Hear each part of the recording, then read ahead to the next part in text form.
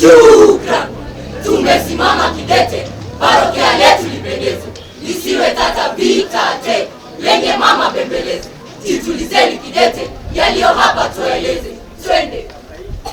Watafuta huduma kwa kuzua vurugu, punguzeni moto, mpate huduma kwa mpangilio. Samahani, mbona leo kimya hivi? Anayefuata ni mimi. Nani amesema wewe? Si umesema anayefuata? Wewe umefuata, basi anayefuata ni nani? Atakayefuata ndiye anayefuata. Jamani, tulikuja kupata huduma au tulikuja kufanya mazoezi ya kusimama? Utaratibu gani? Ule wa utaratibu. Lakini utaratibu wenyewe uko wapi? Tunauliza maswali mengi na nyinyi mnatoa majibu machache. Wewe, hapa ni ofisi ya serikali. Kila kitu kina utaratibu. Ndio maana tumekuja kuzitafuta huduma, sio kutafuta utaratibu pekee. Basi, kwa kuwa kila mmoja na lake la kusema, hebu kila upande ujitambulishe. Sisi ndio serikali, wale wenye mamlaka, na tumepewa dhamana ya kulilinda taifa. Sheria nguzo imara ziheshimiwe kwa sana. Kila uongozi sawa ni huduma kwa raia. Na sisi ndio raia, sauti yake taifa. Kodi nazo tunalipa, yetu tutajenga. Tunaheshimu sheria, hatutaki vurugu.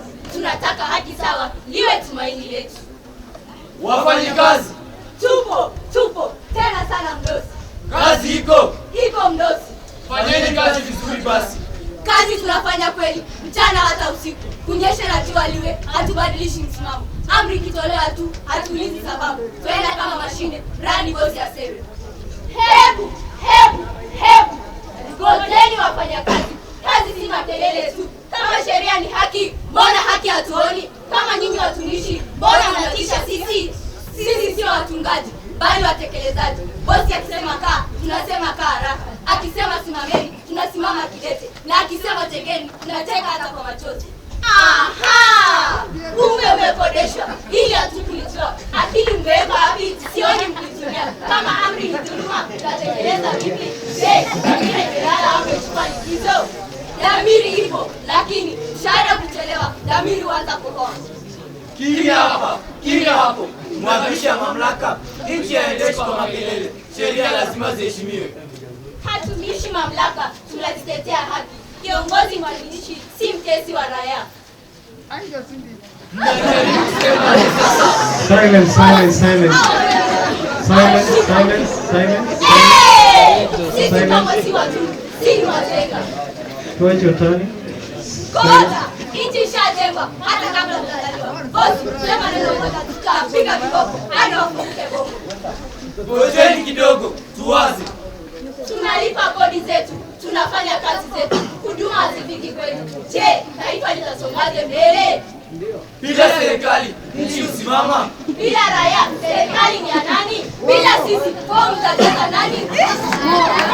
Ndani mamlaka, kiburi cha uongozi. Kumbe mamlaka kweli ni kutumikia watu.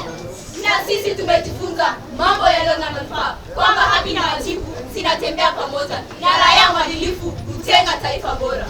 Sisi nasi tumetoa utii sio utumwa, kufunga zetu dhamiri sio utumishi wema. Amri yaliyo ya haki haipasi tekelezwa. Kiongozi mwadilifu hujenga taifa bora, huduma waaminifu, watu wanatia bora, serikali na raia nao watumishi bora. Tukiungana pamoja tutajenga Kenya bora. Tumekuja kuwashika.